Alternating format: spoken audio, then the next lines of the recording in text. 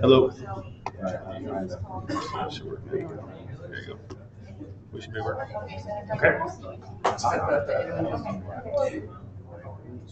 But we still got. So for the people who are watching remotely, are you able to see the screen right now? Respond through chat. You're good. Okay. Okay. Thank you. So refusal medical assistance. For a patient to refuse medical assistance, they need to be able to give informed consent. We'll talk about what that means to refuse care. We'll talk about the elements of informed consent, go through the matrix of transport decisions, talk about when to apply patient restraint, and general guidelines for non-transported patients, plus the Clark County protocols. We'll also cover other issues involving refusal of care, specifically POLST and advanced directives, issues in documentation, and then other legal issues affecting the practice of pre-hospital care. Psychiatric disorders we covered 2 months ago, and we'll talk about how they affect these issues. So informed consent is critical to the process of informed either refusal of care or acceptance of care. The reason behind it is that we're trying to protect the medical decision-making autonomy of the individual patient. And it's information exchange between the patient and the healthcare provider. So this idea has become more prominent in medicine, and I think if you talk to people who are in their 70s and 80s, and I notice this in my daily practice, they much more want to be told what to do as a general rule, because medicine used to be a more paternalistic practice where the doctor said you do this and you do this. And I think now the model that we use is shared decision making, that you are able to give the patient the information, and then the patient is able to take that and make a decision that matches their values. And so informed consent supports that shared decision making. And the idea of informed consent was enshrined into the law in this 1914 Supreme Court decision where Justice Cardozo said, every human being of adult years and sound mind has a right to determine what shall be done with his own body. The case in 1960 involved a complication from a procedure. And if I'm getting ready to do a spinal tap on someone or to put a central line in, I have to tell in simple language what could happen, what are the things that could go wrong when I do a procedure, and what are the potential complications.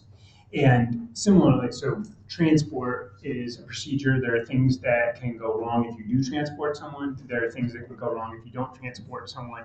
And then with individual treatments that we apply in the pre-hospital setting.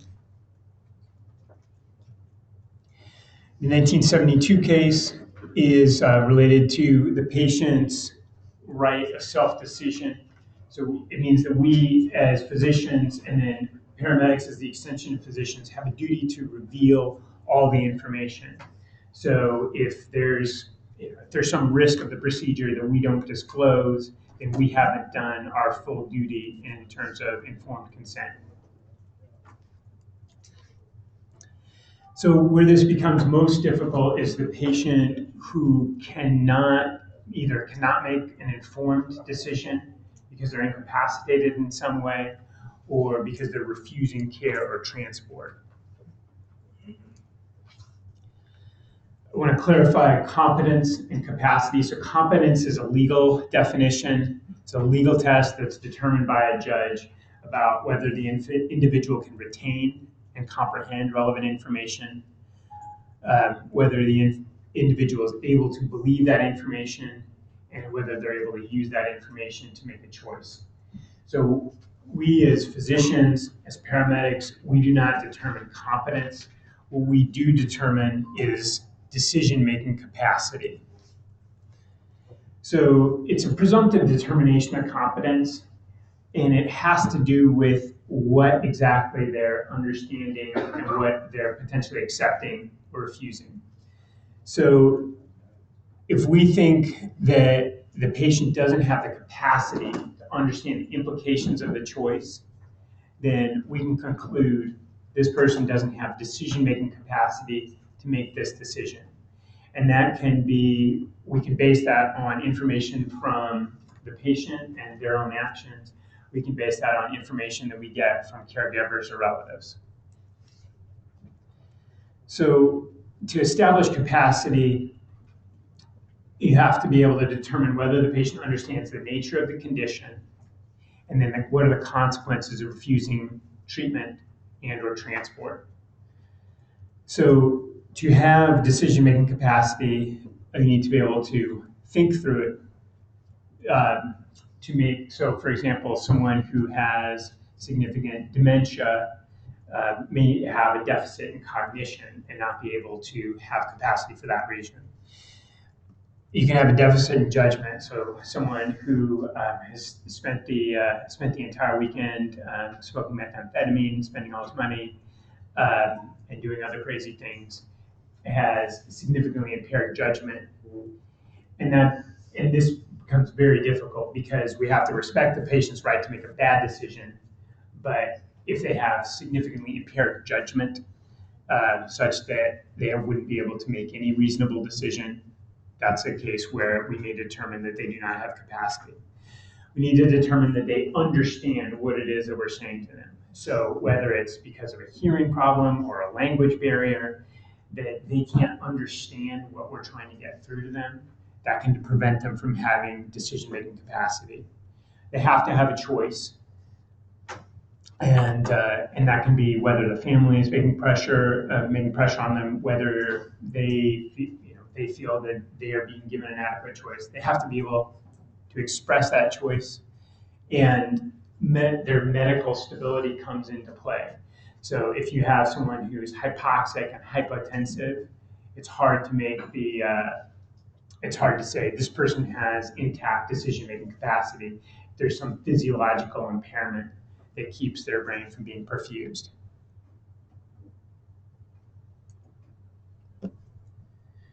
So it's when we get into trouble with this, it's not so much the patient's decision, although that has an impact, but what we need to focus on in our charting is whether the patient had decision-making capacity. And then if we determine that the patient has capacity, then they have the right to make a bad decision or a decision that we disagree with.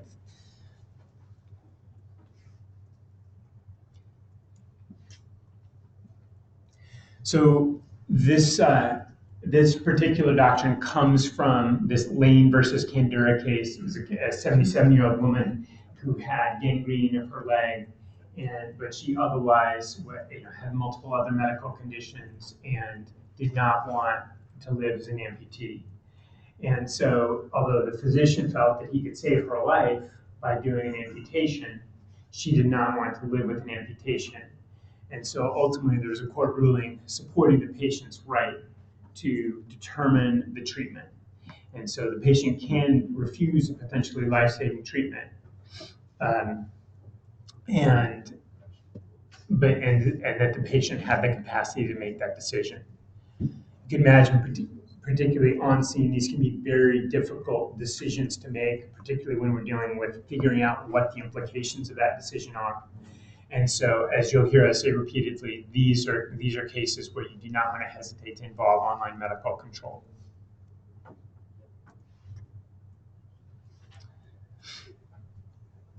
So, to give informed consent, you want to make sure that it's an autonomous decision. So, for example, if you have a family member who, say, doesn't want this patient to do well or has some ulterior motive, and they're putting pressure on the patient, that's an example of something that would not be an autonomous decision on the part of the patient. You need to have a capable individual, someone who can understand the information, is able to understand the information, and repeat that back to you. You have to disclosure of the information by the provider. You need to be able to give them the information about the risks of refusal. And I think that is something in particular where online medical control can be particularly helpful. I think we can all, something that's straightforward, someone who's having a STEMI who refuses care. I mean, anyone in this room would feel very comfortable talking about the life-threatening risks of what's going on with that.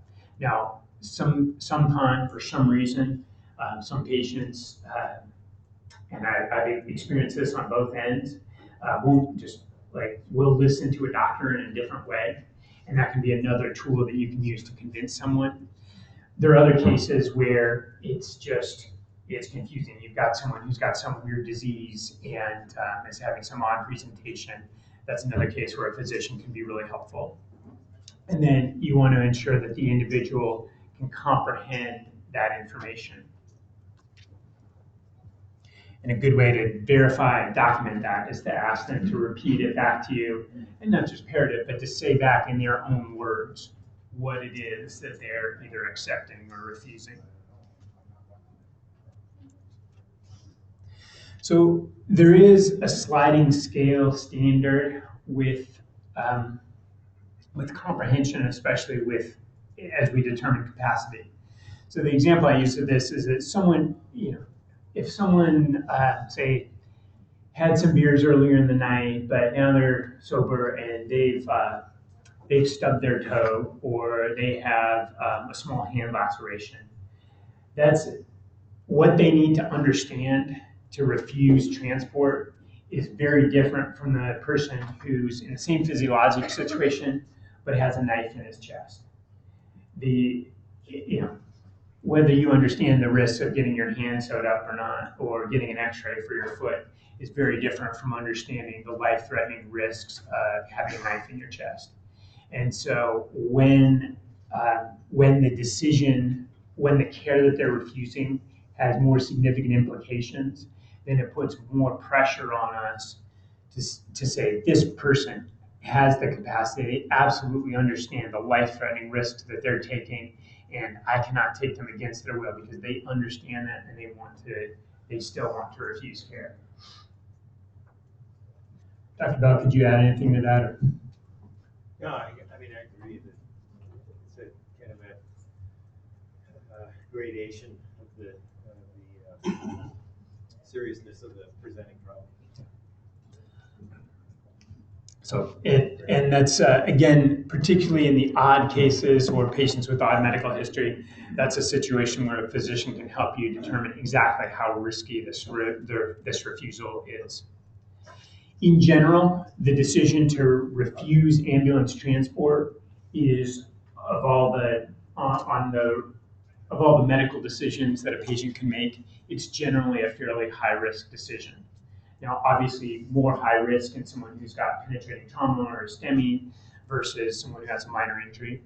But in general, just like one of the highest risk things that I do every day when I go to work in the emergency department is discharge someone from the emergency department. To refuse EMS transport is a potentially high-risk intervention or potentially high-risk decision on the part of the patient.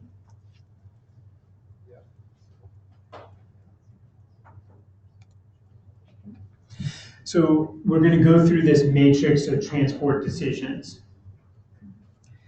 So on the top, we have whether the patient desires transport, and on the side, whether EMS desires to transport the patient. So if both parties are in agreement, that's fairly straightforward. If EMS is recommending transport and the patient is refusing, that's a refusal of medical assistance. If the patient wants to be transported and EMS does not want to be transported, it's classified as a denial of aid. And if neither the paramedic nor the patient wants transport, then that's just straightforward, no transport. And so obviously it's these issues. Sorry, I was just saying denial of aid is kind of a different thing. When you look at somebody and it's pretty obvious they're in Sand Creek and they just want to ride to the hospital up on Milkland so they can foresee the taxi cab. Right. No, that is. I mean, this situation where there's for the people who are listening remotely, the comment was, say you have someone who's at Salmon Creek and wants to get a ride to Mill Plain, or we've had this happen. Someone who calls 911 from the waiting room. Those are potentially different situations, and we'll talk through how to approach those situations. But it's these situations where there's disagreement that are the most difficult ones to resolve. So if the patient refuses and EMS is recommending transport, then this is a refusal of medical assistance. And what's incumbent on us as the pre-hospital system is to advise of the need for treatment and transport, and that the patient has capacity to refuse despite understanding the risks. If the patient is requesting transport, EMS disagrees, there is significant liability associated with that. And so that's something that we need to approach extraordinarily carefully.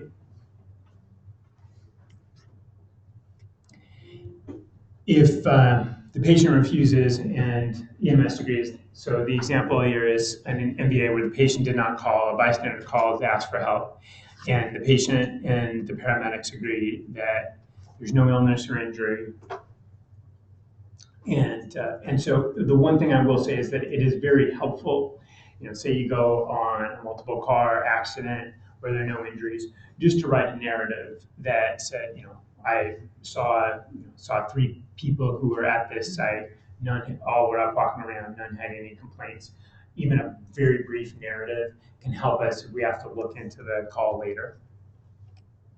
Now, if you initiate patient care, if you take vital signs, if you provide a diagnosis, if you say, you're going to be okay, you are, just by looking, you start to assess someone, and if you then lay your hands on the patient and start to engage in this medical relationship, then someone becomes a patient, and you want to err on the side of making them a patient. And you can make them a patient and then say that they ultimately have a reassuring exam and it's reasonable for them to decline care.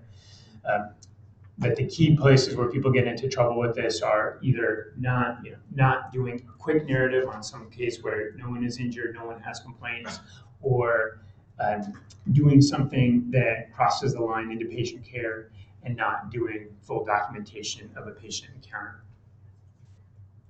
Questions about that? Looking at the patient, just looking, we've been told before, constitutes a form of assessment. Yes, but so we're not suggesting that so the question from the audience was, looking at the patient constitutes a form of assessment. Obviously, we don't expect you to walk up onto the scene blindfolded and then only have the patients come up to you. And yes, you do make judgments. And if you find, say you look at someone and you see that someone's stumbling or ataxic, that's looking, and that's a form of assessment.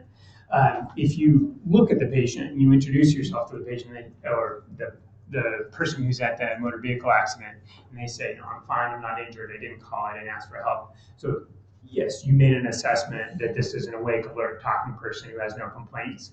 I think it's reasonable to call that person not a patient.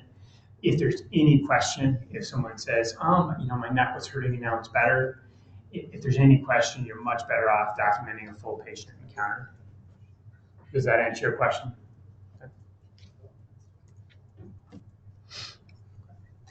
So refusal and restraint. So false imprisonment is restraint without proper justification or authority, or unjustifiable detention of an individual without his or her consent. Assault is unlawfully placing an individual in apprehension of immediate bodily harm without consent.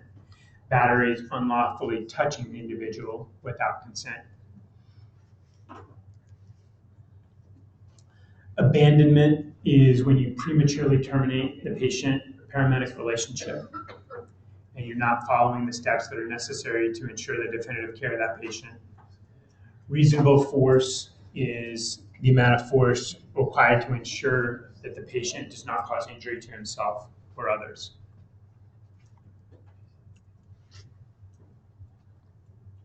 So when we're not transporting a patient, so if a patient is refusing transport or if there is no patient. So this would be no patient found at the scene. That's the false call you get. You get someone calling from a cell phone saying there's someone down at this intersection. You go and you find that there's no one there. That's fairly straightforward. Now, these situations where you have DOA, death in the field, termination of a resuscitation, those obviously require full documentation. And you're not transporting that patient, but you're fully documenting that encounter.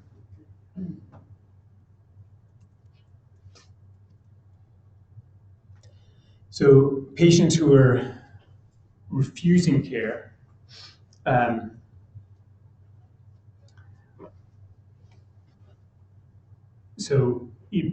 we've talked about the patients who have no medical need. We've talked about the patients who have normal decision-making capacity. You inform them and they voluntarily decline. And then there are patients who have impaired decision-making capacity. And so these are, I think, some of the most difficult situations we deal with, where you have a patient who is impaired and has a need for medical care. So this can be an inability to understand the nature of the illness or the consequences of refusing. Some causes are alcohol or drug intoxication, psychiatric conditions, head injuries or shock, organic brain syndrome, such as someone with Alzheimer's or another kind of dementia, or someone who has a mental handicap. So, for example, someone with pervasive developmental delay, minors, and then a communication barrier.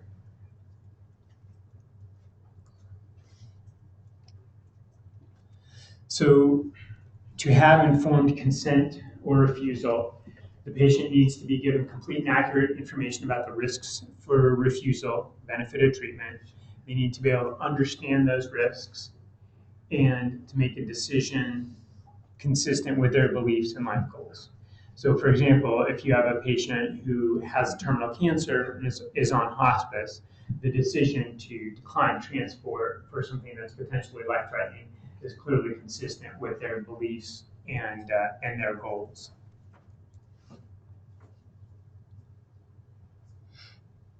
So if you have someone who's capable of making a decision, there's no medical need.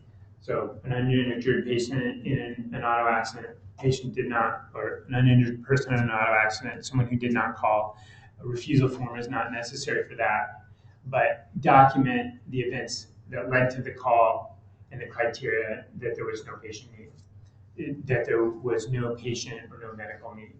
So whether it was a bystander called, the person was sleeping, awoke, had no complaints, had clear speech. Just that brief narrative describing what you found at the scene is that, even if you're, is vastly more helpful than a blank chart saying there was no patient.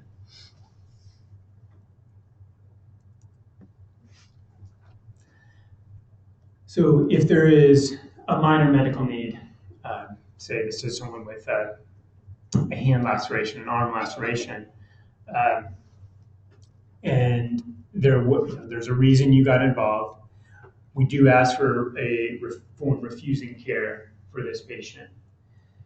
So document the chief complaint, the reason for the call, permanent medical history, relevant portions of the scene, the physical exam, any treatment provided, bandaging, could be someone who had a mild asthma attack and who ended up getting albuterol inhaler, and then information about what the consult you gave them, what risks you talked to them about, and instructions for the family about what the risks are of refusing treatment.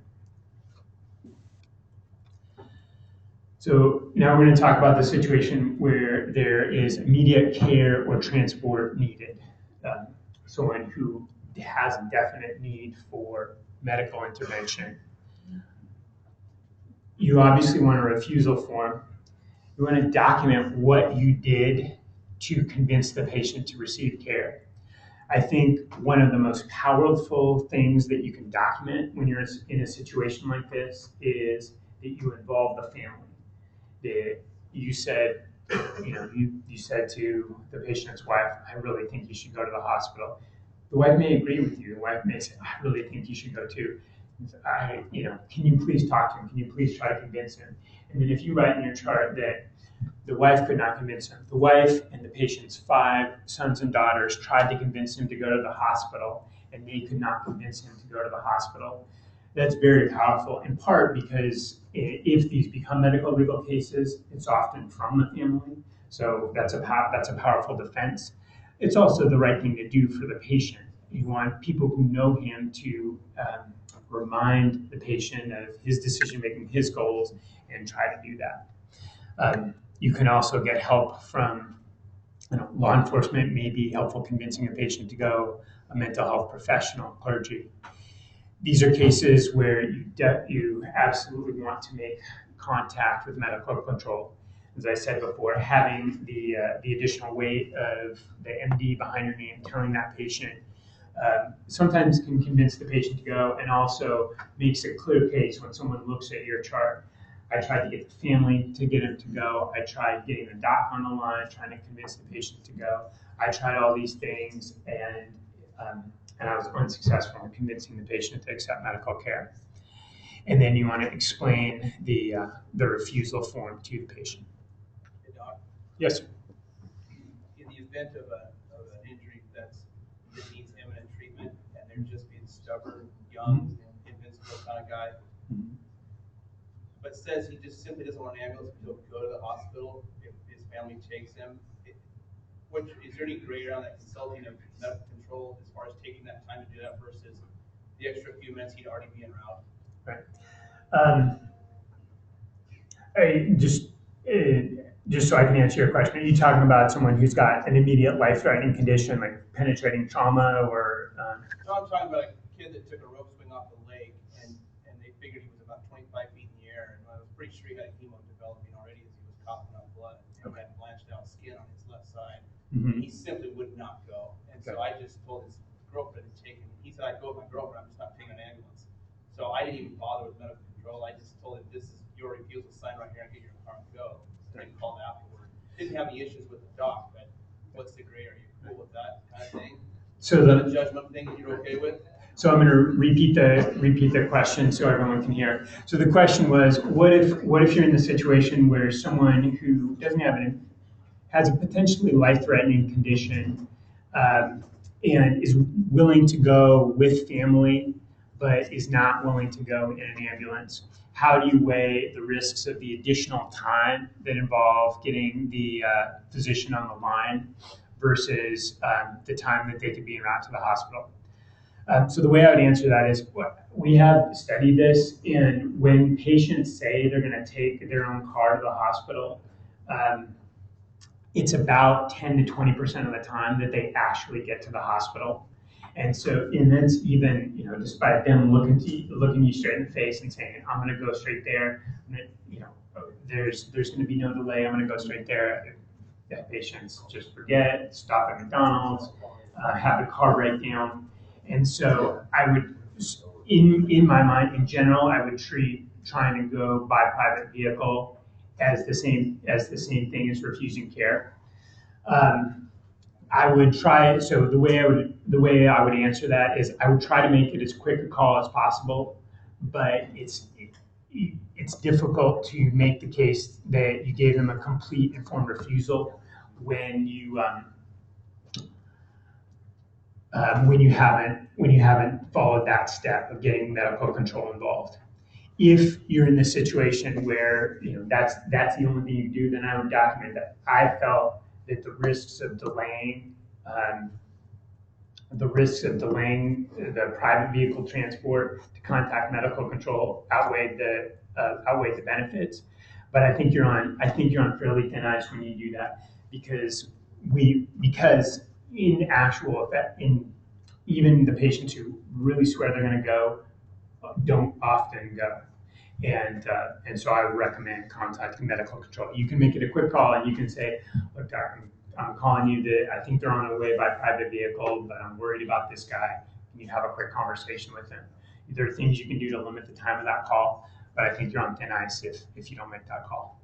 Does that answer your question?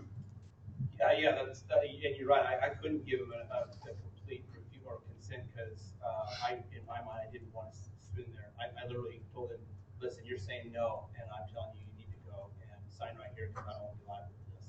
Yeah. I mean, that's what it came down to.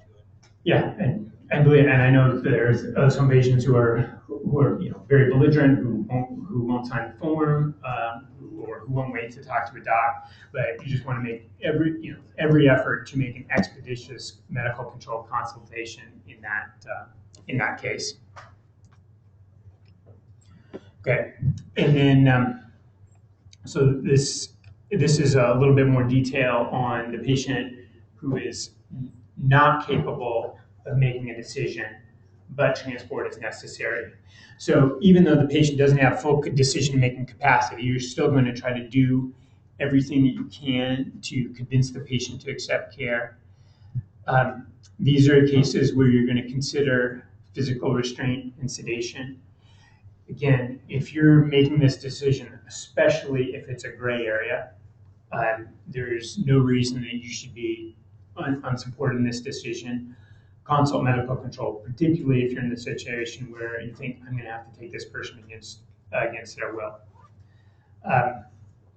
That said, your primary job and your most important job is to come home safely every night. And so this has to be something that you feel that you can do safely. Contact medical control for the orders to restrain, treat, and transport as necessary. Refusal form, but remember, if you're saying that this patient doesn't have capacity, then it's going to be someone else refusing on that patient's behalf. And then these are the cases that you want to document thoroughly. A way to say this is, I believe this patient did not have decision-making capacity because he appeared to be intoxicated with alcohol. Could not repeat the risks of refusal. This patient did not have decision-making capacity, and so we made the decision to transport the patient against his will. These, I think, are some of the most difficult calls we deal with. Any other questions about that situation? We'll go into more detail on the mental health issues as well. So you're documenting on the refusal form, documenting their capacity, documenting the contact medical control, and then, as we were discussing before, if medical control was not contacted, there should be a good reason, and you should document in your report why that was happening. Document what your advice was to the patient, what the further harm could result. And then obviously there are some patients who will not accept that refusal information form. If the patient is, so you're going to document what the disposition was on the refusal form, whether they refused everything, refused treatment and transport. If they're in custody, document the agency and the officer. So a patient in custody can refuse medical care. A patient in custody cannot choose the location of their incarceration. And so if this person cannot go to a jail without medical clearance, they can't choose whether they're going to go to a hospital or a jail, but they can choose to accept or refuse any parts of their care if they have decision-making capacity.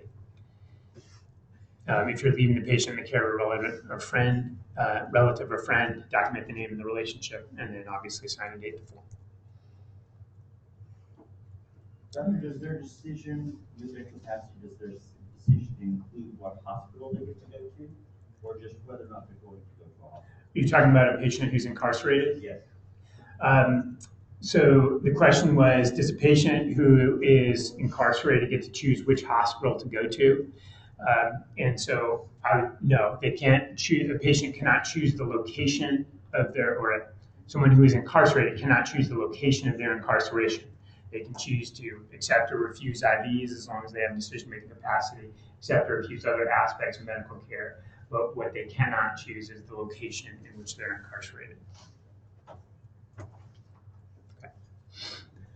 So let's talk about the POLST form. This is taking an advance directive and translating it into physician orders that can be acted on. It is not the same thing as an advance directive. It does not replace the advance directive. It's a specific set of physician orders. That said, the advance directive, if a POLST is not available, can give you some guidance. So Part A of the POLST talks about resuscitation if the patient is pulseless or apneic. Part B talks about medical interventions such as comfort measures, limited interventions, advanced interventions, and then full treatment.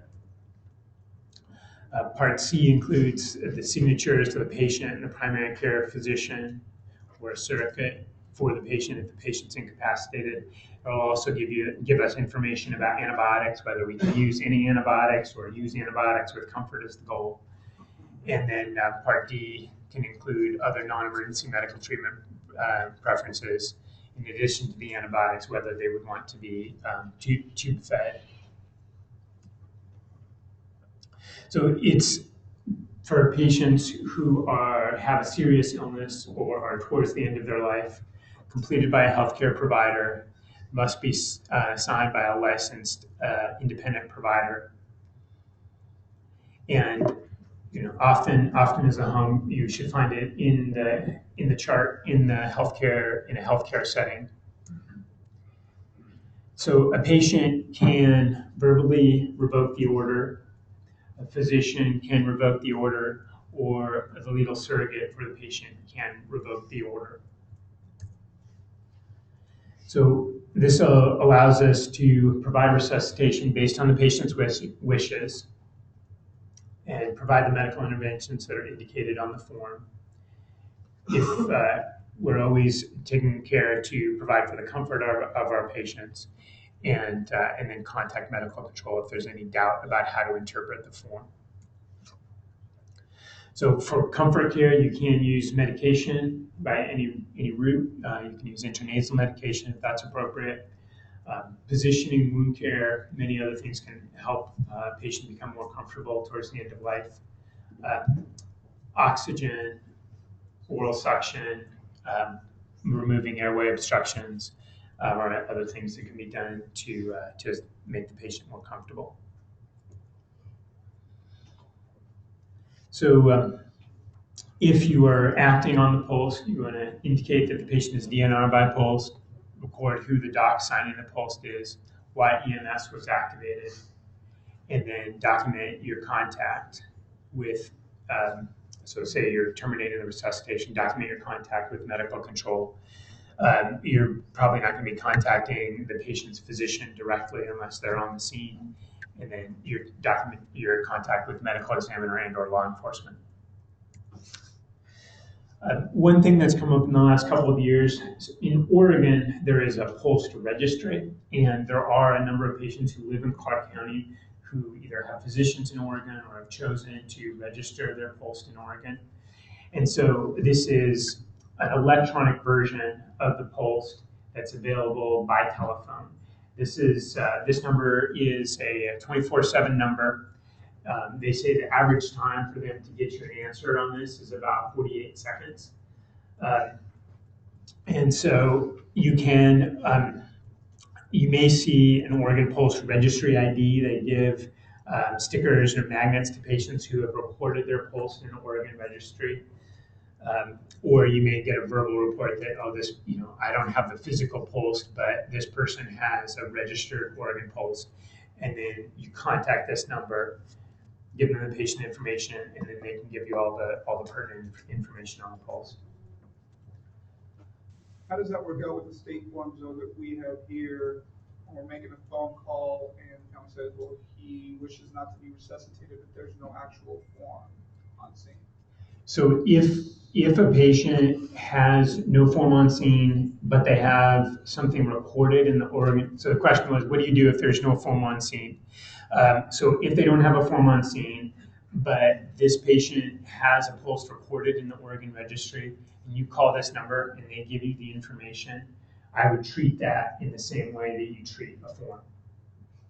So does that Oregon registry cover Washington's laws for POLST forms as well too? So the question was, does that cover Washington's laws for a POLST too? Yes, if a person has a valid Oregon POLST, we would treat that the same way. The forms are almost exactly identical, and we would act on it in the same way. Just because we border Oregon, there are some patients in Clark County who have Oregon POLST forms that's in that registry. Right now, Oregon is the only state that has a POLST registry. Other states may be doing that in the future, but it's going to be in Washington. It's going to be a minimum of 3 or 4 years. It's a big project to set up and requires a significant amount of funding. Other questions about the Oregon POLST registry? And just to clarify, similarly to a form, if they had something recorded in the POLST registry, but then they verbally revoke it, or there's discussion, then just like you would with a form, the information you get on scene can supersede that.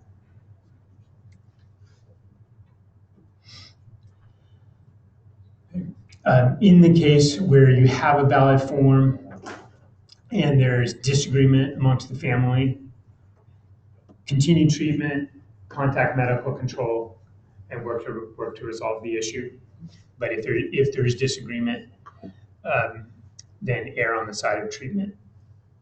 And Dr., when you say continue treatment, is that just sticking with BLS until a physician's contacted, or continuing the BLS procedures? I would start with BLS procedures and hope that and then work to contact the physician as soon as possible. But if you're in the situation, so let me repeat the question. So the question was, do you do BLS procedures only, or do you move on to ALS procedures? So I would say, in the situation of CPR, your initial resuscitation is, the first 2 minutes of the resuscitation are going to be BLS measures. So I would start with those things. But if you're in the situation where you have a family member saying he changed his mind, he wants full resuscitation, do everything you can, then I would proceed with full resuscitation until you finally made an ultimate decision in discussion with medical control. Where you have discord amongst the family, it can be a very difficult decision. But I would not do a slow code, or I would work if there's a disagreement, either full work the code or don't work the code. And so I would just fully work the code until the disagreement is resolved. Yes? We have 2 physicians in here that will be on the other end of that medical control. We've always said this has kind of been a standard. We've always done this before. How are you guys going to respond to that when you get this phone call? So the question is it dependent on the situation? I mean, let's just say it's that family that's adamant, no, disregard the DNR, he wants to be resuscitated. So the question was, as a physician, how do you respond to getting that call? And what I would say is, I would respond to it just like I would in the emergency department, which is if there's disagreement amongst the family, and it's clear disagreement and I can't resolve it, then I would continue with full resuscitation. There may be, so I may ask to have a conversation with say there's one dissenting family member, and I would say, is this, this patient has indicated that it's his wish not to be resuscitated, not to have these invasive procedures. Is there something that you've learned that makes you think that he's changed his mind about this wish? I would really try to get at why it is that they're not in agreement with the patient's previously requested wishes. But if there was ongoing disagreement, I would continue with full resuscitation. Dr. Bell, do you have anything to add? No, I think that I think this is when we get these calls, we know that you have done your due diligence already in the field about going through the thought process of deliberation with the patient, family, whatever, and then and then we'll do whatever we can to support your decision and decision making in the field. We know that these are often very difficult situations, especially when other people are involved. And there may be people that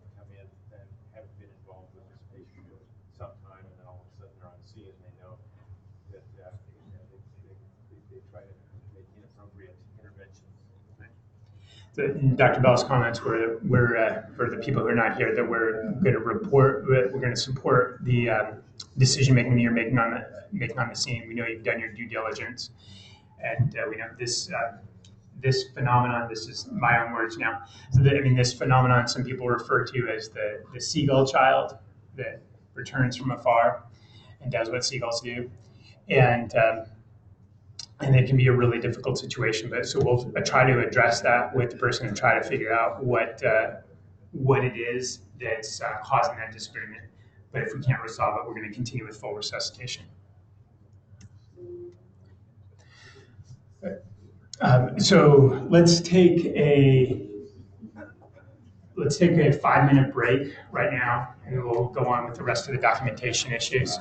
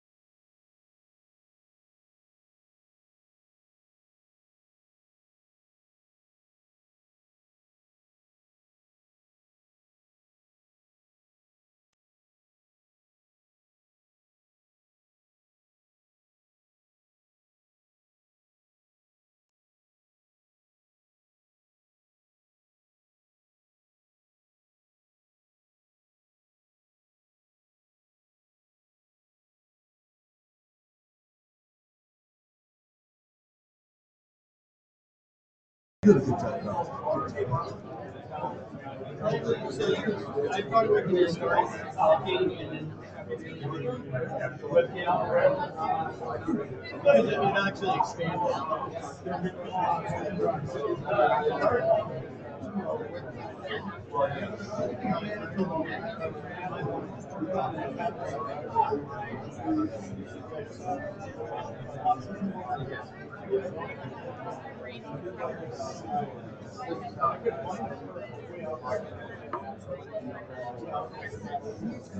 Okay, let's start back up, please.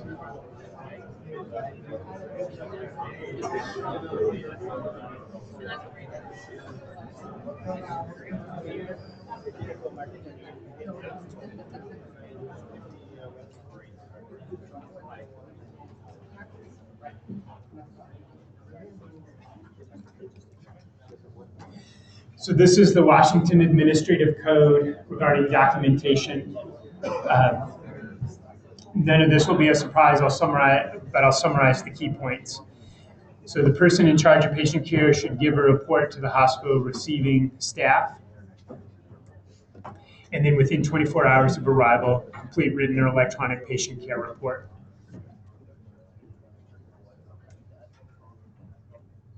So what is patient contact? So when you contact, see, hear a patient, even if there are other providers on scene, that's when you make patient contact. Anything that you do during that patient contact should be documented. And this just emphasizes we exist in this role between public health, public safety, and healthcare. When you're doing this individual patient contact, you're providing healthcare. And so that's participation and evaluation in a decision-making process, interviewing the patient, the family, the bystanders. Even if there are other agencies involved, your individual interaction should be documented. The patient care report is a legal document. It should reflect the patient care as accurate as possible and as soon as feasible after the patient encounter. And then I can't tell you how valuable it's been to have the written copy of the patient care report when we're taking care of the patient.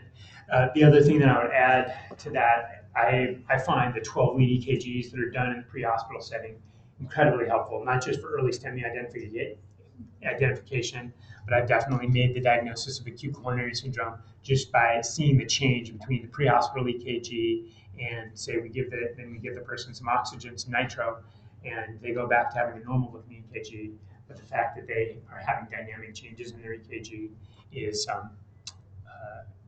the clue, and that's the one thing that leads to the diagnosis. SOAP charting is acceptable. Obviously, most of us are dealing with electronic reports.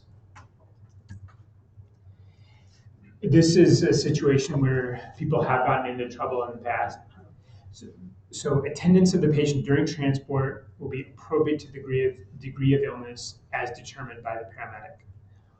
All ALS transports will be attended by an emergency medical technician certified to provide appropriate ALS procedures. The exception for that is in mass casualty incidents. The places where people have gotten into difficulty with this, because I understand, we want to get our EMT partners involved in the care. We want to give them a chance to assess patients. But for example, the patient who's fallen has a hip fracture.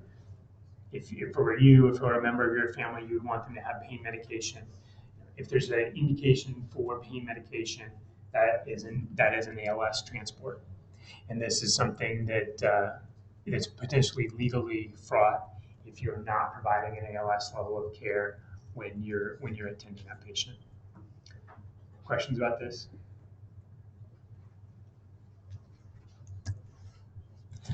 So this is a review of the disciplinary process. The grounds for denial, revocation, or suspension of an EMT certificate. Any misrepresentation in obtaining the certificate, if you engage or attempted to engage in activities outside the scope of the certificate. if there is demonstrated incompetence, if you've falsified records, demonstrated unprofessional conduct, violation of patient care protocols, or a failure to maintain skills.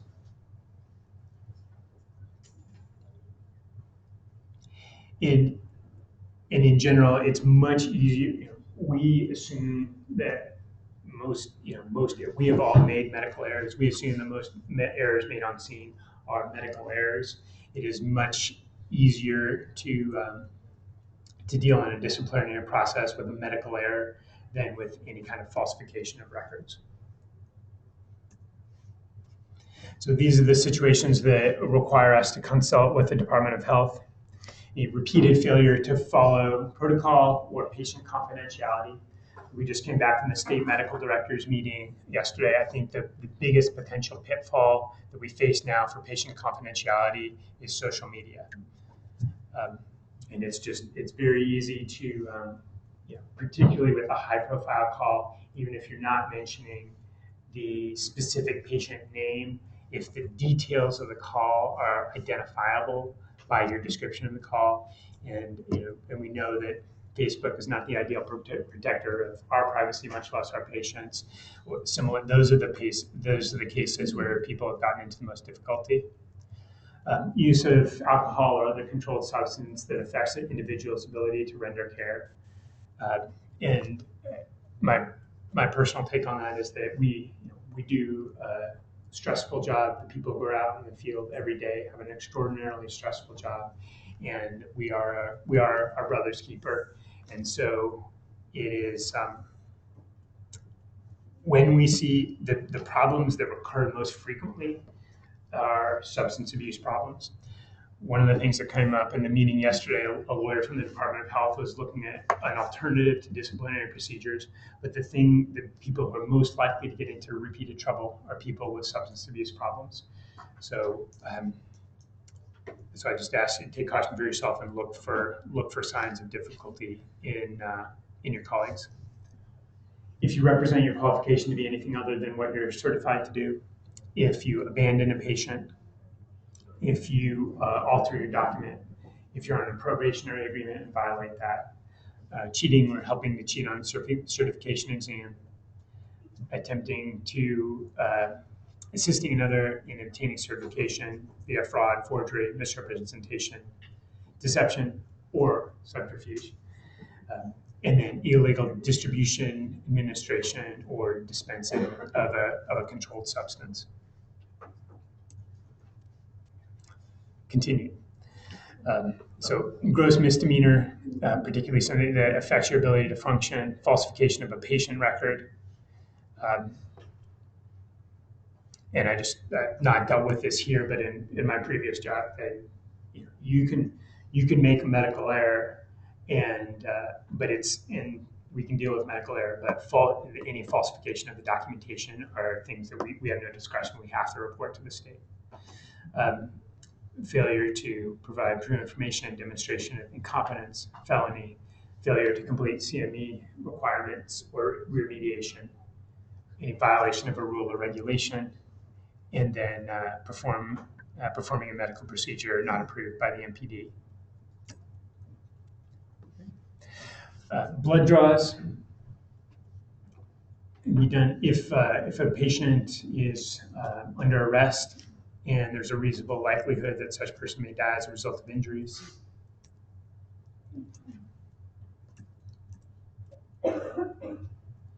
So this is a situation that I know has come up.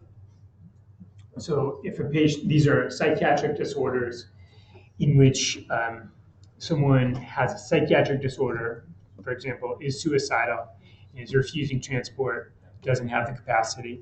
We touched on this 2 months ago when we did mental health disorders. So a police officer may, at his or her discretion, place the patient on a hold or take them into custody. If that person if the officer elects not to do that, and that person is significantly impaired or at risk to themselves or others, that's when you contact a designated mental health professional for the county.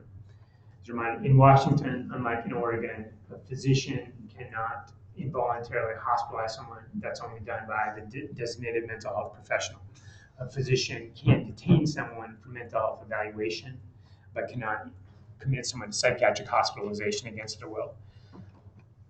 So if you're in this situation, you explain the situation to the designated mental health professional, including your assessment, and then they may request that you transport the person to either emergency department in Clark County for an emergency evaluation, and they can instruct law enforcement to place the person in custody to facilitate that. And then when that decision is being made, you can use physical restraint, sedation per protocol to achieve that effect. Questions on this?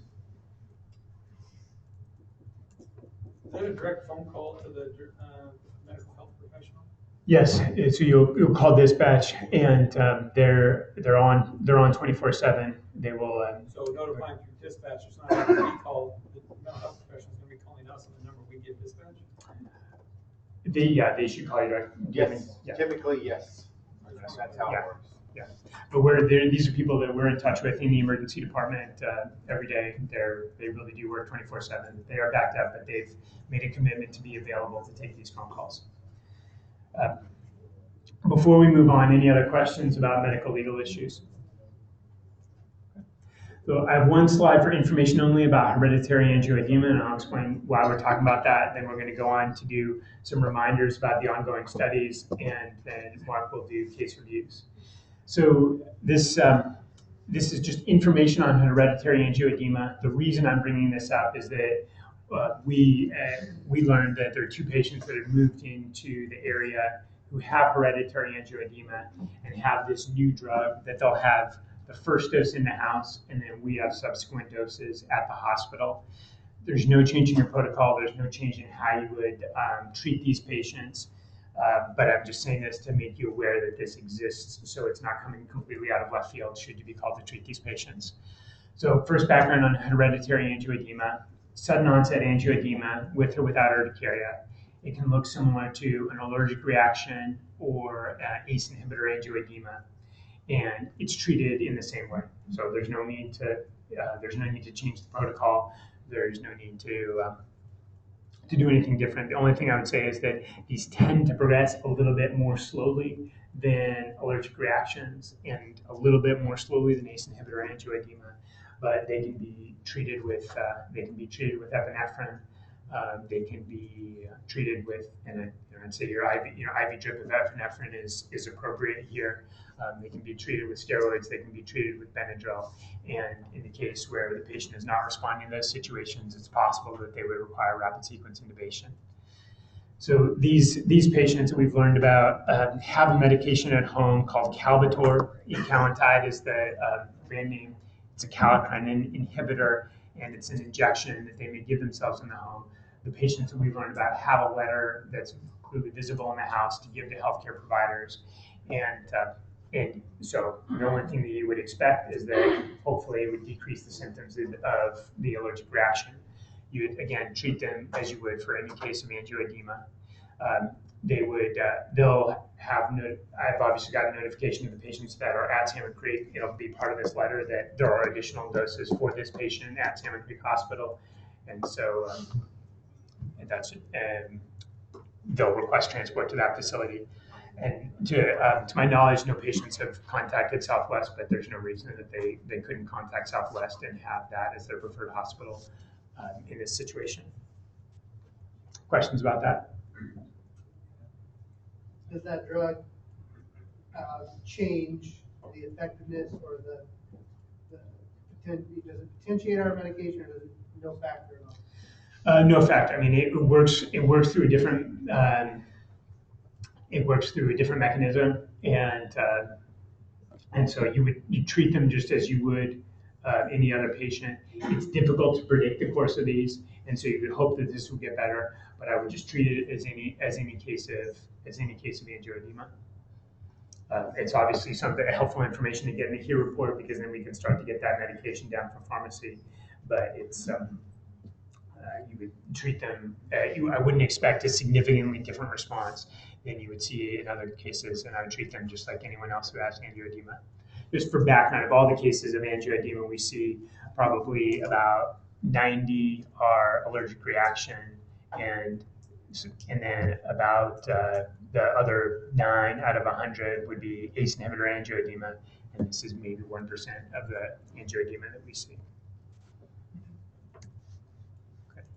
So reminders about ALPS. So last week was the Scientific Review Committee meeting. The Data Safety Monitoring Board has met. They recommend continuing the study. What I can say is we still in Clark County lead the metro area. And this is what was expected for the study. We were expected to go on for 4 years. We're in the 3rd or 4th years. Clark County is still in the lead in the metro area in enrolling the highest number of patients. And so my hope is that we're going to answer this question. We're going to know about what the best drug is to give for resistant DF, but it's just imperative. We're overall nationwide, we're behind where we want to be in terms of enrollment. Pittsburgh is now starting, and that should help, but it's just imperative that we catch every case we possibly can. Throughout the metro area, we're catching 90% of cases, but any additional one we can pick up will help to complete the study. So indications, non-traumatic out-of-hospital cardiac arrest, for which you have an IV or an IO, persistent or recurrent VF. So second shock, think rock, no open-label amiodarone or lidocaine use, no known hypersensitivity, no prisoners, minors, pregnancy or trauma deaths, no one with a no study bracelet. Anything but an ICD shock counts as a shock.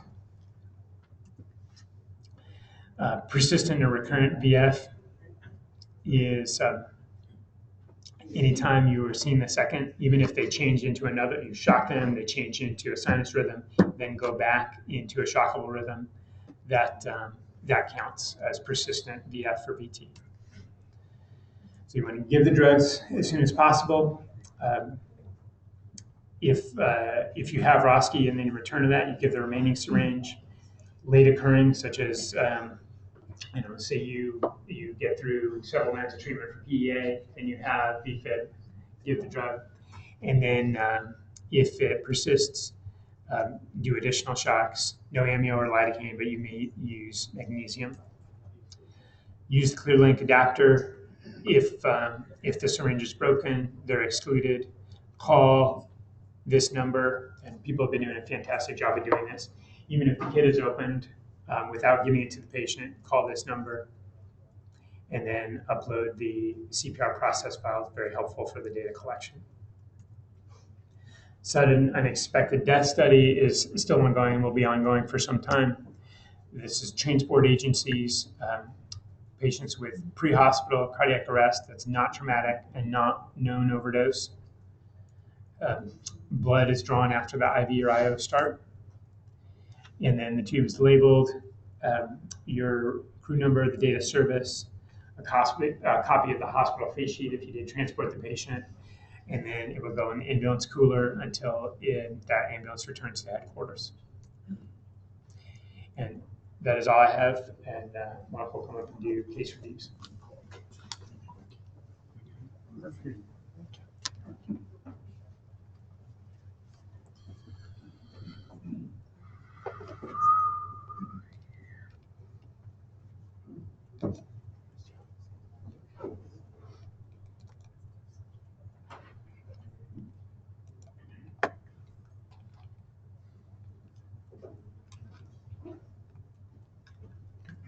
Okay. You guys hear me? Yeah? Yeah? No? Not over the speakers? Okay, we can start. There we go. Really? God. Hey, I never said I was bright, all right? Okay. 20-year-old guy, this was a Camus case, and I think some of you are here, actually here on this call. Actually, Paul, yeah. The guy was, sorry, didn't mean to call you out, but it's a great case. It was a great case.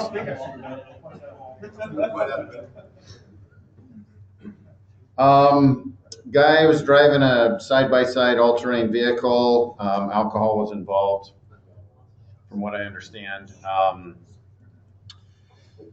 Sitting next to his buddy, wasn't helmeted, lost control, struck a power pole, flipped the all-terrain vehicle. He was actually going pretty fast, I guess. But it did have a roll cage, which was good. Patient ejected 15 or so feet away from the vehicle. However, his buddy was up and did not have any chief complaints at all. So his buddy says that patient was immediately unconscious after the incident. He ended up having to put a tourniquet on the patient's left leg because it looked like he was bleeding out, pretty significantly injured. Alcohol was involved. And you guys placed Lifeline on standby on the way there, or did ECFR? I did. You guys did, just because you knew where it was? And Yeah, I knew where it was and saw the updates, unconscious and responsive. Okay, cool. GCS of 8, cool, pale, dry skin, blood noted from his mouth, no facial trauma, pupils are dilated at this time, bilaterally disconjugate gaze, no tracheal deviation, equal expansion, good tidal volume, soft non-tender abdomen, no injuries to the right side for the most part, left arm, because he was a driver obviously, and he flipped onto his left side, partial thickness injuries of his upper extremity, significant injury of his left leg. No arterial hemorrhage noted, but it sounds like he was oozing the whole time. Partial amputation of his proximal left leg with exposed femur. Well, it was nasty, okay? Hence the tourniquet. Tourniquet was left in place. The activated lifeline put him on a seat collar, log rolled onto a backboard. Heart rate was, he's tachycardic, he's tachypnic, but he's relatively normotensive for a guy who's been drinking and probably has a history of same.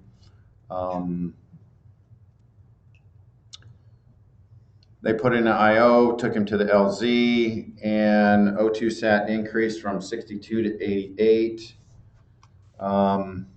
He starts to moan, pull at his seat collar. You guys did RSI, which was really good. Got a good positive waveform. Got to the LZ, life flight landed. Gave him further Versed, which is probably a good thing considering he's going up in the air. And then he was transported to Peace Health Southwest. So do you want to give a brief little rundown on what the issue was? Oh, with the times? On scene, with the times and things like that. Well, I think there was just some problems, I think, just with when expert arrived, I think that kind of time stamped the arrival of all of us. Right, and right. So it showed that our on scene was extensive, like 40 minutes, which it actually wasn't. They couldn't have gone any faster. Basically, when I arrived, I had I'll throw Andrew under the bus because he was there too. But basically, we got there, I assessed him. I mean, probably took me 20 seconds, activated life flight. Did a quick primary, secondary, instructed Andrew to initiate placing the patient in inspiring cautions. I went to back, spikes or bags, prepared for RSI. Got the monitor up and ready. By then, the patient was in the back. And life flight was pretty close to being there when you got to the LZ? Or you were there for actually, it went like clockwork. Yeah. The LZ was probably, maybe 3 miles away, 2 miles away? Yeah, they overflowed so much to the scene initially, but they came back. Yeah, and so it worked out actually really well because we got the IO and we're out, started bagging him, cut his clothes off, got further vitals in the secondary, gave all the RSI meds. We got to the LZ, I placed the tube, and it was pretty much right when we got the waveform, life flight arrived, and nurse came in. And Right. she requested first ed, and she was going to get some, and I was like, well, we have some. And so got the first ed, and he was off. That's why I bring the case up. So I don't know why the times are so skewed, because Yeah. to me it went like clockwork. Yeah. It originally showed about a 45 minute on scene time but that was because of the first response timestamp that happened.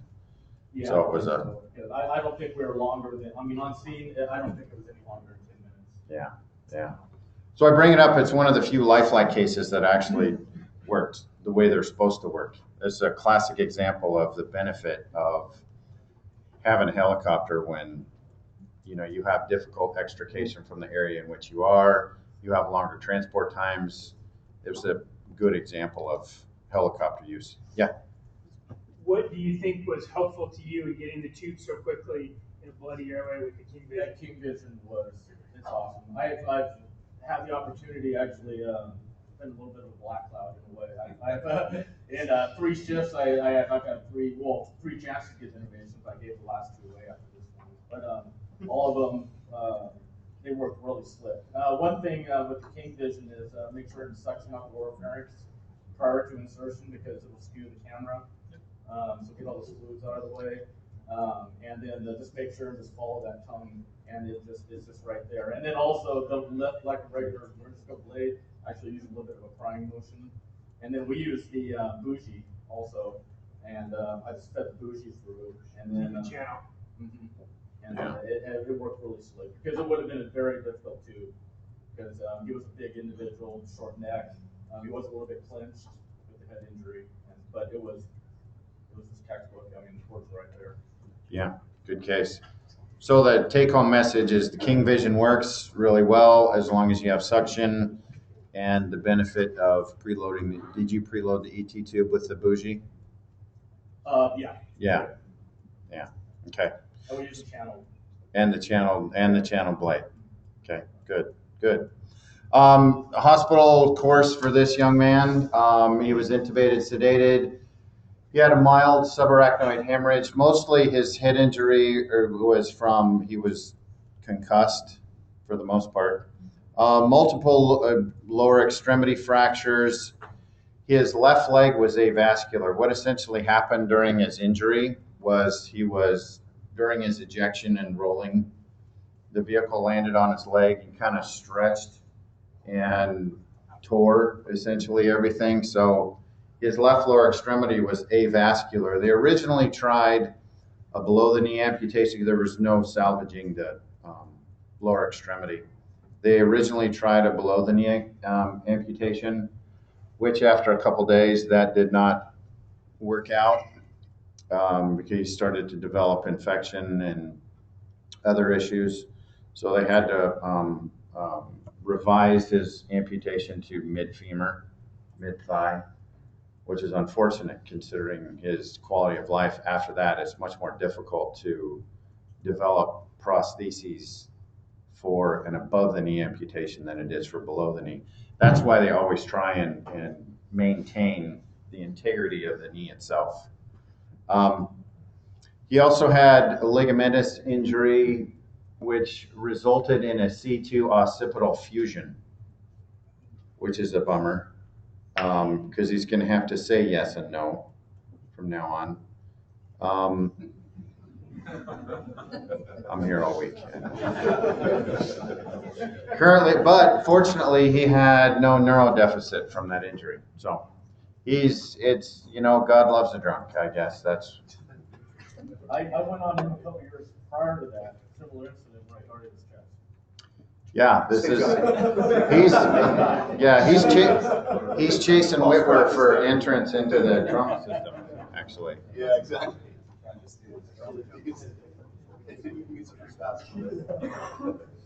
All right.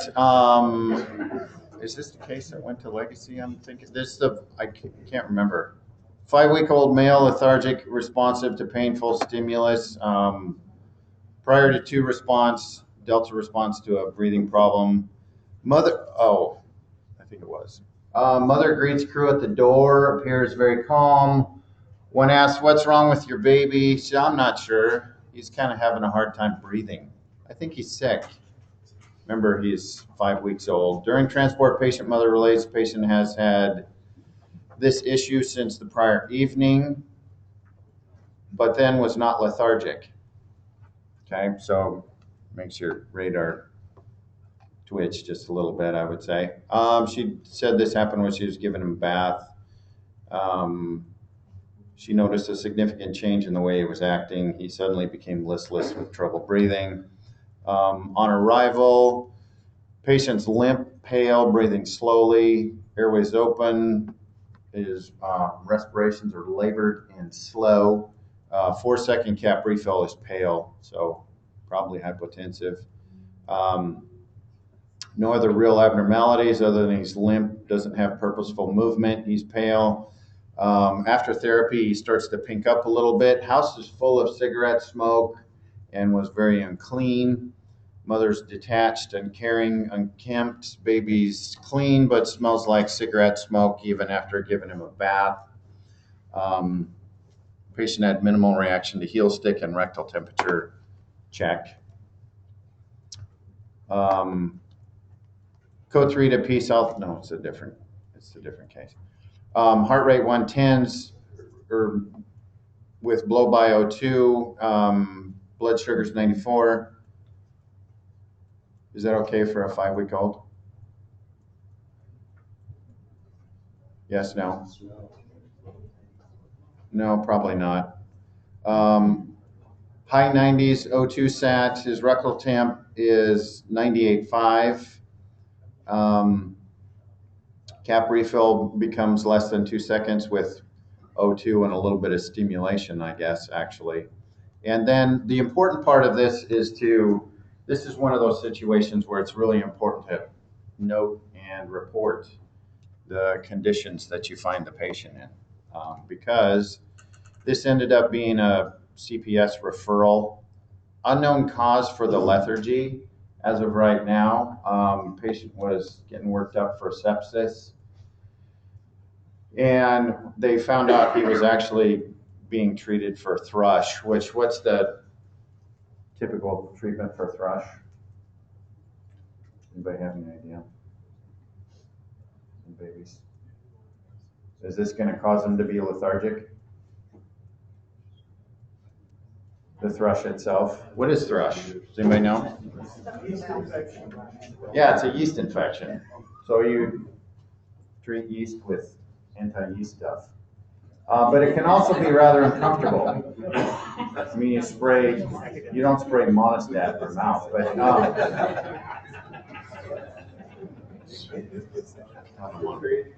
all right, so it can be uncomfortable, so they can receive sometimes kids get pain medication for this, okay? Adults typically they're treated with codeine or some sort of pain medication. So this might be a cause of his altered mental status. Anyways, it might be, it wasn't in this case. Living conditions, this ended up being a CPS referral issue, and there was an issue with parental fitness, young parents, multiple kids. Basically, I guess they have babies as an investment. So, interesting case. This patient has a history of peanut allergy. Patient sitting on sofa holding a med neb, conscious, alert, oriented, anxious, trying to pull the med neb off, unable to sit still. Patient's mottled, ALS fires on scene already. Patient's stating she's having an allergic reaction, confirmed by fire, to food. Lung sounds are coarse. That's why they started the med neb. SpO2 is upper 80s, which really isn't so good. 89 actually. Med neb's given. IV has started. GCS is 15. She's alert, oriented. Oxygen as well. Epi drip is begun at 4 mics per minute, increasing. Then the drip is DC'd. Any idea why? Just out of curiosity, just knowing what you know so far. Her skin becomes pale, cold, clammy. Yeah. Good call, actually. She developed sinus tachycardia as a result of the epi-drip. Blood pressure is now 110 by palpation. Respiratory rate's 30. shallow and labored. Benadryl's given for the other allergic reaction signs. Let's see, nasal airway started. Ventilations are now assisted. Vascular access has started. So the epi drip was DC'd because of the increased heart rate. Second IV has started at this point. Patient becoming extremely pale. No, not as of yet. Deteriorates to unconscious. It was a good question though, actually. I mean, that's a kind of a normal segue from she's getting really crappy to now she's crappier than crappy. Nasal airway is confirmed. Upon arrival to the hospital, patient goes into cardiac arrest. CPR started and then transferred to staff, and you're like, but this is one of the reasons why we started the institution of the epi drip thing versus, could you imagine back in, I don't know, for the old days when we used to give epi boluses for allergic reactions, even though if they were 0.3 milligrams sub-Q or IM, whatever we try to do at that point. Okay, one of the things that wasn't mentioned originally, which EMS really didn't know at the beginning because she was an extremis and they were trying to treat her shortness of breath, is she has a history of cardiomyopathy, bundle branch block, mitral valve recurrence, so she's got issues. Non-compliant with her medications. She was intubated. That's supposed to be cardioverted for probable A flutter.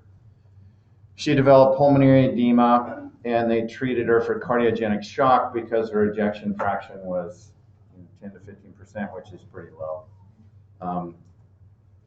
She was admitted. So basically, they treated her for underlying pulmonary edema due to her medical history.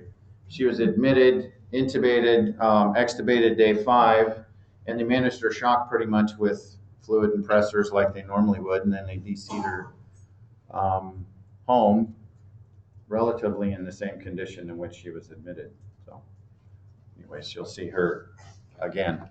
But one of the take-home points with this is that the epi drip, it still can be problematic in patients with medical histories like this. Yeah, Marlon, you have some. Could I make an announcement after your last question? Sure. Yeah. So, any questions about that? It's a good case, good care, did everything they were supposed to do. Unfortunately, the patient's underlying medical condition made it problematic. Yeah. Was there an allergic reaction? There was. Yeah. She had curry that had peanuts in it, and she was allergic to peanuts. I know it might be 2020, but if the patient was experiencing anaphylaxis, would tachycardia also be possibly a sign of worsening anaphylaxis? Absolutely. Yeah, absolutely. It's it's one of those, hopefully it's a balancing act because she's gonna cag from one or the other. So you kind of pick your poison and do your best in that case. It's not going to change. I mean, maybe a little bit lighter on the ESI, but even if you knew her, you might lighten the epidose and drip it a little bit slower, or try to anyways. Okay, code 3 on unconscious. Guys at the gym working out for about an hour. He goes into cardiac arrest at the gym. Staff does CPR, which is great. We need more citizen CPR equals more pre-hospital ROSCs. The staff at the gym also defibrillated him with their AED one time. Apparently they know him. He's had a heart attack about 3 years ago, and since then has lost about 100 pounds.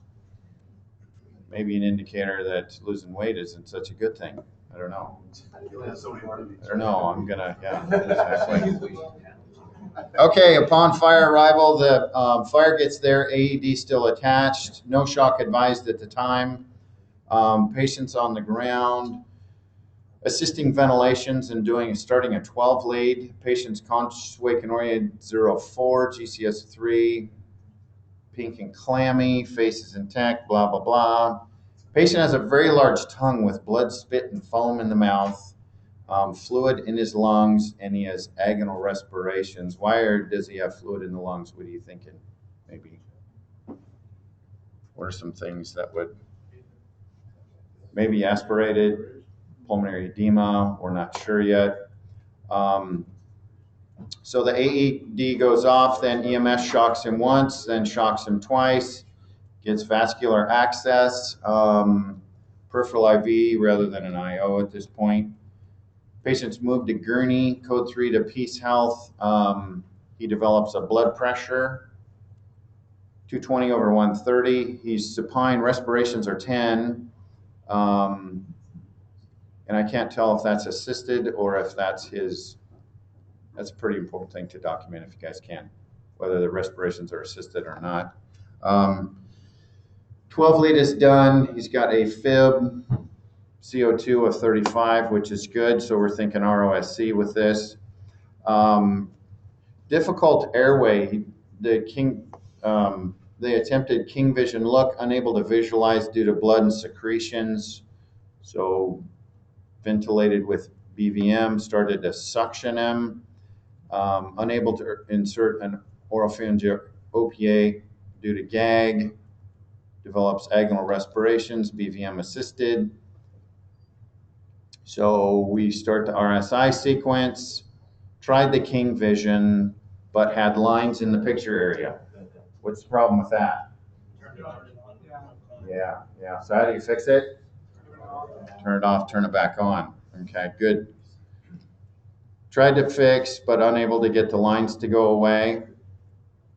Tried to tube conventionally, but unable to see the cords. Actually, that was still with the King Vision. What do you think the problem was in this case? So, turn it off, turn it on, try a new blade, actually, if that's an issue. Check your pulse. Make sure your pulse is okay make sure you really turned it off. Okay, and not just wish that you turned it off.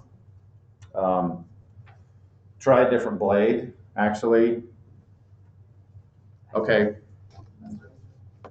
Tried the tube, unable to see the cords. Pulled the King Vision, but ventilated with the BVM. What are one of the other things that we would have liked to have seen here? iGel, absolutely. Otherwise difficult too, but a life lesson in the importance of suction, and using I don't see the bougie being documented, but that thing makes life really, really easy. If you preload the ET tube with the bougie, because that way there's less material to go into an airway initially. Okay, so suction and use the bougie, but difficult airway nonetheless. In hospital, patients intubated in ED, had an acute STEMI with VF arrest. He went emergently to cath lab with a cabbage ×4 AICD placement, and DC'd 9 days after admission with CPC of 1, which means that he was essentially normal. So it was a great case, well treated. Thank goodness for early CPR, early defibrillation, and despite the difficult intubation, they were still able to ventilate okay. Question? Was ALPS given? That's a very, very good question. No. ALPS wasn't given in this ALPS wasn't given in this particular case. Defibrillated him multiple times? The issue with this was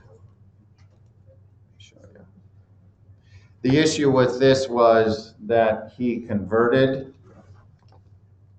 Patient converted. This was a mistake, obviously. Patient converted originally, and due to the airway issues, the ALPS wasn't given. How many times was he shocked? Patient was shocked 3 times. So anyways, good point. Yes, ALPS should have been given. Last case, interesting situation. This guy had a dispatch to a ground level. This is the dispatch information, possibly dangerous. Patient's lying on uneven grass in a pebble driveway of his house. He's in his mid-70s.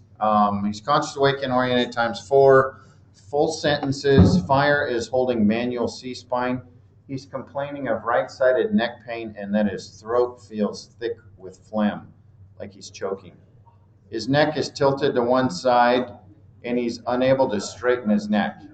Okay, ground level fall, 72-year-old guy, unable to straighten his neck. Okay.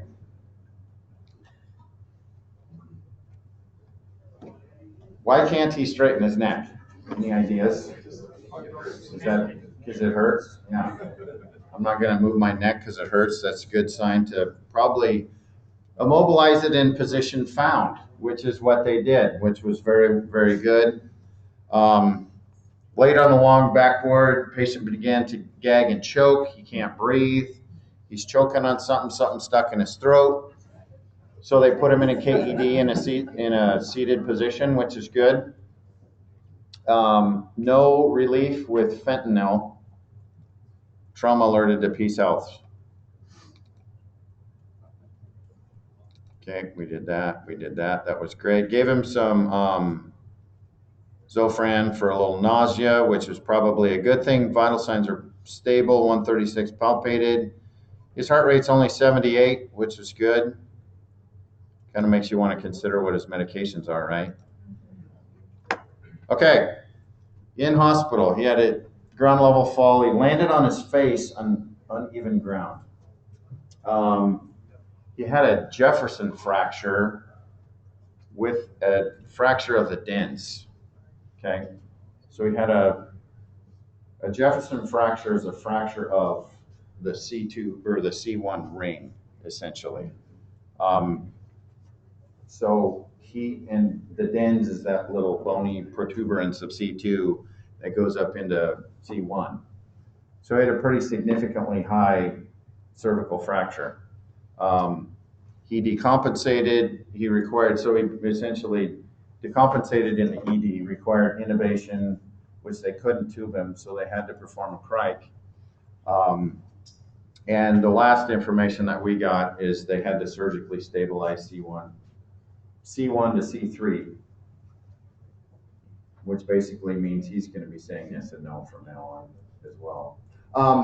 So I don't have any further follow-up on him, but a pretty significant injury for a relatively low mechanism. Okay, and a really good job by EMS on figuring out a way to, most of the time we can put manual stabilization for C-spine is pretty easy. We put him in inline position. This, he was physically unable to move his neck back where it needed to go. And if you would have done that, if you would have reduced his fracture, you probably would have pithed him right there. This is a really good case of how to manage a difficult situation. So, any questions about any of this stuff?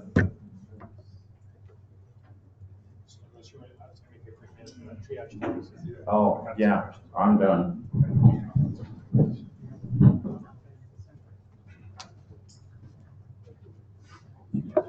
Yeah. So I'll take 30 seconds and then we'll get you out of here. I've gotten some questions about this. So as a reminder, on the first Tuesday of every month, we're doing triage tags. The goal of this is to test our system's ability to triage and track multiple patients. And the only way we're able to stay familiar with that is to practice on a regular basis. I'm just, we're obviously reminded with the shooting in Gresham this morning that thankfully seems to have a small number of patients, but our system may be tested in its ability to care for multiple patients. That's the reason for doing this. Welcome any questions about that. Please just record basic information, the patient's name and vital signs on the triage tag, and we'll collect them at the hospital, and then we're reconciling that after the fact. Any questions about that right now? The question came up if you should put that in the patient care report. My answer to them was no. Do you have any additional on that? Should you put the triage tag number in the patient care report? I would say there's no downside to doing that, and it could potentially help us reconcile the triage tags. But if you put more important would be to put the patient's name on the triage tag, because in real time, that's actually how we're going to be trying to pull those together. Other questions? Okay. Thank you very much.